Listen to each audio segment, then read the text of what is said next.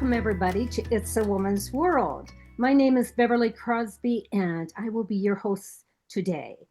We are celebrating. What are we celebrating? It's our final show. Yes, can you believe it? After maybe 18 years, 17, 18 years, today's our final show. But we are celebrating, and today we have three, well, four with me, but we have three co hosts that have been hosts and co hosts throughout the years at different times of the years. So I want to welcome each one of them. Ali, it's so good to see you today. So great to be with you all. And Nadia as well with you. It's good to be here. And Barbara. Barbara's our newest member of the It's a Woman's World show. Thank you for joining us, Barbara. Thank you, Beverly. It's been an honor for the few years I've been with the show, and it's an honor to be on the last show to celebrate all the wonderful women we've had. Well, we've definitely had some really interesting shows, and we have one each month for over 17, 18 years. That's a long time. It's a lot of shows. How did it all start? Well, back in about 2008, there were a group of women who belonged to or who were co hosts on another show called Generations. It was a senior show. And one of the women from that show was actually talking to somebody on our, who was usually one of the co hosts in our show way back then. And she suggested that there be a women's show. Well, that message was taken to another person and our sponsor, and It's a Woman's World was born. Now, interesting enough, Ali was the first host of the show back in 2008. And Ali, can you tell our viewers about the beginning days when they approached you to host the show? Sure. So we were doing a show for the St. Paul Parks and Recreation, and I joined that show just meaning to be behind the scenes, never to be in front of the camera. Well, Mike Rosberg, who was our director, had this vision for this women's show focused on women's issues and anything under the sun that you could think of. And so there were two of us that started, and then we initially added a third. So there were about three of us for a while. And I just kept telling him, I really don't want to be in front of the camera. Like, it made me nervous. In fact, one of my first tapings, I had my cell phone in my pocket and I forgot to turn the ringer off. And I was so tense the whole show. And Mike never wanted us to prepare anything. He wanted everything spontaneous. And so I was like, oh, I had to learn to lean into that. So it was quite a challenge for me. Yeah. And did you start out, where was the location at that time? We were, oh goodness, I have to think about this. We were in downtown St. Paul, right off of at SPNN, the studio down there, where we taped. And how did you go about getting guests? Or did somebody else take care of that part? So Mike would we would think through topics like, what do we want to talk about, right? And we had this amazing platform to bring women's issues, anything we would say under the sun, right? Again, so what was out there, what was important to us? So we would think, who do we know? Like I would often think, who do I know in my community that I could help to advance or bring more confidence to them? So we kind of just went about it that way. And then we had so many wonderful, willing people who would come on and join us. And back in the day, we recorded everything in the studios. It wasn't until COVID hit back in 2020 that we actually went on Zoom. But we were always going into the studio, setting up lights and microphones and backgrounds, one thing and another. And so there was a lot of time invested into putting a show together back then. Yeah. And Ali, can you speak to this, that the title really speaks for itself. It's a woman's world is about women in the world, right? And so we entertain people from many cultures, wouldn't you say? Oh yeah, we did. We would try to bring in as much, culture to the show as we could and showcase so many talents of women, right? From music to women who were scientists or in health fields, or, just really, sometimes just trying to so some of society's topics, right, that are tough. Young girls come on and ask them what they dream of being and who they are. So that was a really meaningful part of the show for me. Do you have a particular show that sticks with you? Oh my goodness, there's so many fun ones, right? Like, I think we brought in a group of Indian dancers that was really special to me. Uma Janga was one of our hosts for a while. We all remember Uma. She just happened to be my neighbor, and she no longer lives in Minnesota, but she was a blast to bring on, and she was so talented with her singing and her dancing that she did. So those were some that stick out. Yeah. And how many years were you our host? Oh Would you say? goodness. What was it? You said 2008 to, and then COVID hit, and then I kind of trailed off. Yeah, I would join here and there. My life changed a little bit with just family and work priorities, but yeah, I would say to probably 2008 and up until COVID, and then off and on. Yeah, yeah, long time. Well, thank you so much. You have been a wonderful host all those years. We're so happy that you could join us today and give us a little background about those beginning days. So, next, I'd like to talk to Nadia. Nadia came in, I'm thinking, was it like 2012, 2014? Thereabout. 12, 13. Okay, okay. So, Nadia, what was it like for you when you first came on board, and what were the shows like? Well, it was kind of a cultural shock for me as far as being out in front of the public eye. I came on as a guest. Again, I think it was 12 or 13, and I was absolutely terrified. Had never spoken in front of a camera before, and it was a big step for me, and yet it was fun and exciting.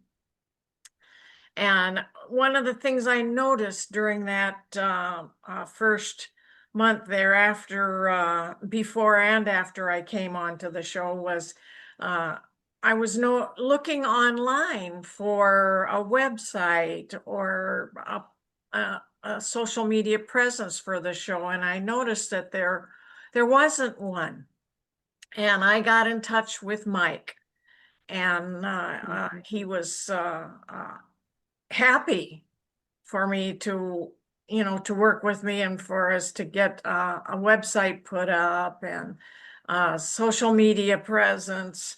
And he welcomed me to stop in the studio. I wasn't to be a co-host or anything like that. That was the farthest thing from my mind. To be able to hang out in the studio and watch. And I said, "Oh, yippee, I get to hang out around all this exciting stuff that's happening." And I brought a camera and I took snapshots and we used some of those and and lo and behold, I'm knocking around the background at the studio one day, and uh, some co-host wasn't able to make it that day, and there was an empty chair up in front. And Mike asked me to fill that chair and be a co-host, and I was just like dumbstruck. I can't do that, but I thought, well, I'll just sit in the chair. I won't have to even talk. Well, you know how that goes. You can't just sit there and not talk. Although I admit I was very quiet the first few times that happened to me. But eventually I worked into being a co-host on and off, and then later on a host when our lineup changed. but it was also something interesting and fun that as we went along, we had, Beverly, you mentioned I could talk a little bit about our sets and things that we had.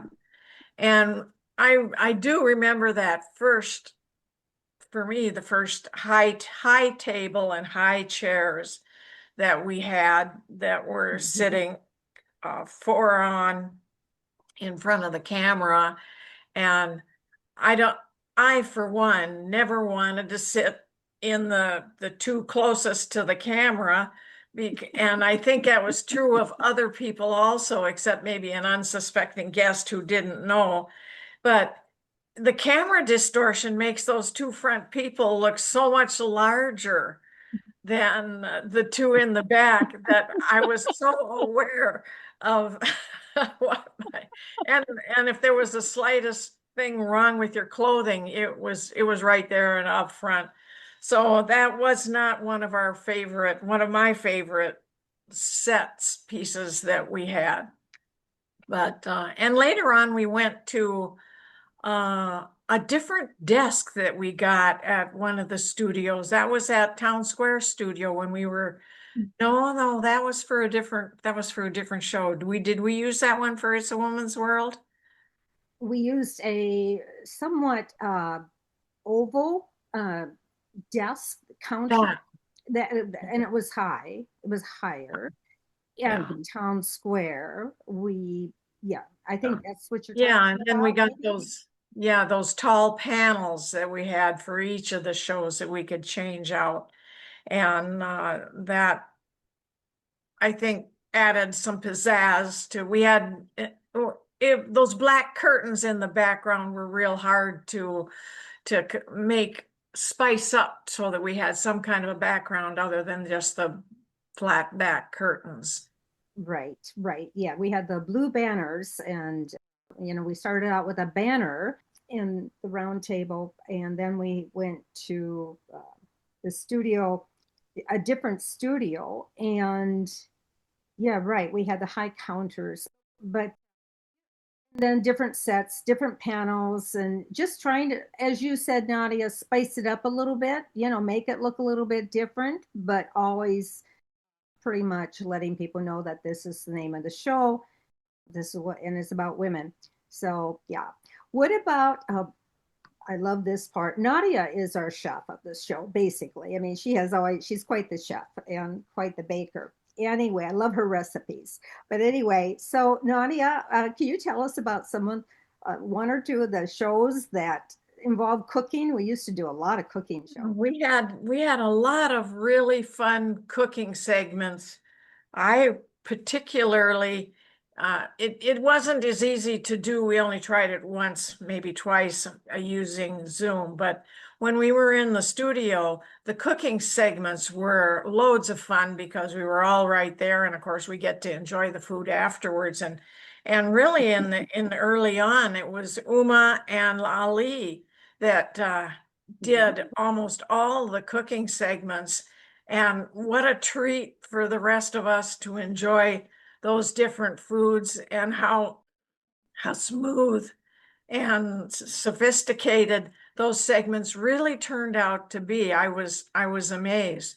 We did have one presenter at a point in time because when you're doing these shows, the timing is very important, and it's tricky to end a cooking segment at in the right minute so that you don't have a lot of editing to do afterwards. But we did have one presenter that seemed to lose track of all time and went at least 15 minutes over the 5 minutes that the segment was supposed to go. And I don't know, I bet it was Beverly, you had to do the editing on that to make that eventually fit the program. But the food wasn't ready until then, and it had to cook. And, uh, and it was, in the end, it was absolutely delicious. So we had a lot of fun with the cooking segments. Yeah, and we did a lot of them too, for sure. Yeah, a Until lot. Zoom. Yeah, that they were fun. And like you said, but that particular meal was worth waiting for us because we were able to enjoy it. Oh, such good days. Okay, well, we have our newest member of the It's a Woman show with us, Barbara. Barbara, I'm thinking I've lost track of the time. I'm thinking it's been 3 or 4 years that you've been part of the show. I don't know. Tell us about. Actually, I think it's five, because it was when we were the first time, like Nadia, I was on the show as a guest. I am an international photojournalist, having lived in Europe for 20 years, and I freelanced for 7 German newspapers at the time when I was there. And so I was on the show as a photojournalist, and then and that was in the studio, and it was really fun to have that setup. I enjoyed that. And it wasn't long thereafter that I was asked by, I believe, Nadia and Beverly and Michael to join as a co-host. And I've so enjoyed it. One of my fortes as a journalist is I know a lot of people, and I've been able to enroll, if you will, talk a lot of really interesting women in so many different fields to be guests on our show. And with your permission, Beverly, I'd like to just go over some of those, and I'll just say their name and what the show was about. So, Please do. Yeah. and they're not in any particular order, but Jody Boulot is an Anishinaabe woman. She had an interesting story. Susan Saitree changed careers midlife from being in the medical field to being an airline host. And Susan Adams Lloyd is the president of the Better Business Bureau of Minnesota. Then there was Alexis Wilson, who was a new newscaster on one of the local TV stations. Pam Prosser and her family started Haiti Outreach, a incredible nonprofit that has brought water over 20 years to rural Haitian communities and have had them be self-sufficient in having their own water. Anna Washika, I hope I pronounced that right, is the executive director of the West Central Initiative up in the Fergus Falls area. Emery Burks is a transgender woman who has lived in China, and her story was so interesting. Amber Reichgott Young, which is a well-known name in Minnesota politics, but guess what? She's a ballroom dancer. So she talked about ballroom dancing, not politics. So that was fun. Then there was the woman from who was in the Peace Corps in Africa, and we actually interviewed her in Africa, thanks to Zoom. And her name is Madeline Smith. And full disclosure, she is the daughter of my first cousin, so she's actually a relative, and that's how I found her.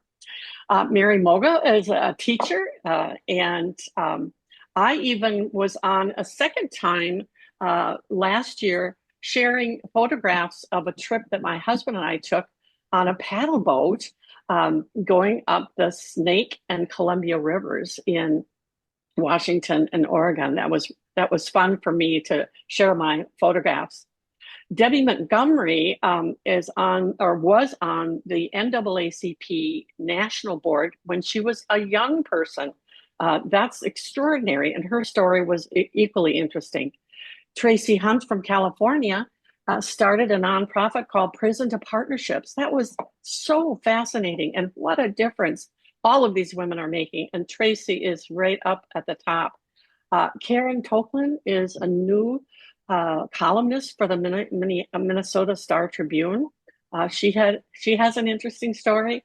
And let's see, I think Michelle Barkley is the former executive director of the Alzheimer's Association in North Dakota and Minnesota. And now she has her own business and does programming on Alzheimer's caregivers. So that's just some of the incredible women we have had in the last 2 or 3 years, let's just say, or 4. And I salute all of the women in our 17-year history who have come on and shared their stories, because to me, it is inspiring. And that's one of the commitments that we as co-hosts have for this show, is that we can bring to you women who have been successful. Some of them have also shared their failures, but they have succeeded in the end. And that is really special. And that's what we wish for you. Oh, Thank you. and Barbara, that you just summed that whole part up so well. And we are very not only appreciative of all our wonderful guests, but all of the wonderful co-hosts that we've had over the years as well. Mhm. And there's just too many to name, but I'll try to put them in the credits, because we do really appreciate everybody and what they brought to the table, and wonderful questions, wonderful stories, and just helping making the show more interesting. Well, I have a question. You pretty much addressed this one, Barbara, in what you just said, but how do you feel that the show, and this is for anybody, how do you feel the show has addressed women issues and concerns? Well, I think that just listing the few names that I listed and their backgrounds and their topics shows our commitment as people who are putting on a show, bringing people, women who are from a broad range of backgrounds and cultures. And that to me is the basis of what we want to communicate. And I'm Ali and Nadia, please chime in. Yeah, I would agree with you. Thank you for reading off that list. You brought so much power and magic back into the conversation. That was beautiful. Just to hear all those topics, I'm like, oh my gosh, we did do all that, And so, yeah, I mean, and I think really, again, back to the mission of the show, it was about bringing forth, because as women, as you were, and I was also thinking, sometimes we're known to be second guessers, or we have this thing called imposter syndrome, or we don't know that we're good enough to be this or that. Or, I just read something yesterday that's infuriating, that Black women are still making 64 cents on the dollar compared to white men. I mean, it's 2025. My goodness, why haven't we figured this out? This is terrible. So there's just so much, that still needs to be done, but we just need to keep pushing women in the spirit of who we are and what we can do in this world. I agree. And, between the wide variety of women that we had on from all walks to the sometimes very fun panel discussions that we had once in a while when we didn't have a guest, we had subjects to cover of interest to women that, over the period of years, I'll bet we covered almost everything under the sun that could be a possible interest to women. Yeah, I agree. And Barbara, that list really does remind us just some of the interesting topics that have been covered over the years, and those are just in the last few years, let alone all the other years too. But we've always been blessed with wonderful guests and just a lot of interesting topics. Well, I have one more question. We've got about 3.5 minutes left here. And this is, what advice would each of you want women to go home with? Go ahead, I'll Barbara. start. Okay. I'm always raising my hand first. Two things. Self-confidence is critical. We need to boost each other up, and we need to realize how great we are. And the other thing is, be a risk taker. If you fail, you fail. But I'll tell you, you can fail your way to the top. A lot of important people have done that. So take risks. Enjoy life. I would say show up. All you have to do, the first thing you should do, show up, be there, whatever it might be, and magical things can happen. Yeah, I love these. What I was thinking about was, just it's okay to be who you are, and it's okay. Sometimes I think, when I think about women and men, and well, we don't have to we don't have to necessarily go to this to what men are, right? And I think sometimes there's been that like, well, we're doing it differently, and then when you create a new path to follow, and then you have others that follow behind you when you're that first one doing something that no one else has done, it's so hard. But I would say go there and go do it. And, it's interesting. A lot of women say it isn't until they get into their 50s, that where they start to, or even 40s. I've heard some say, that they start to get that feeling of, I just don't care anymore about what people think. And I think for women, that has been such a big emphasis of thinking about all the things of others. And so it's okay to put time into yourself and to really to find your spirit and bring it forth in the world. I think that's what it is for me. Those are all wonderful pieces of advice for our viewers. And I would like to say that you're never too old. I mean, yes, the choices you make in life might be different now than what they were 20 years ago, no doubt, but there are still choices. There's still choices out there. And if there's something you have on your bucket list, just like Barbara was saying, give it a try. You have nothing to lose by giving it a try.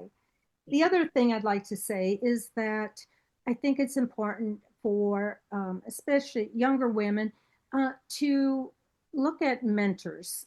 People, women, stay connected with women who can help you go to the next step. You don't need to reinvent the wheel. They've already been there, done that.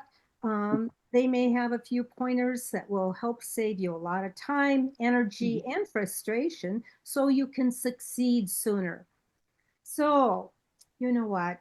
We're down to the last maybe 30 seconds. So I just have to say thank you, Nadia, Barbara, and Ali. This has been a wonderful way to end our show. And thank you to all of our guests, our co hosts, and viewers, to you, because you are the ones that we take the time and energy to put these shows together for. I hope you have learned something. I hope that, if nothing else, you have been entertained and enjoyed what we brought to the table. So, with that, it's not goodbye, it's see you later. Thank you all.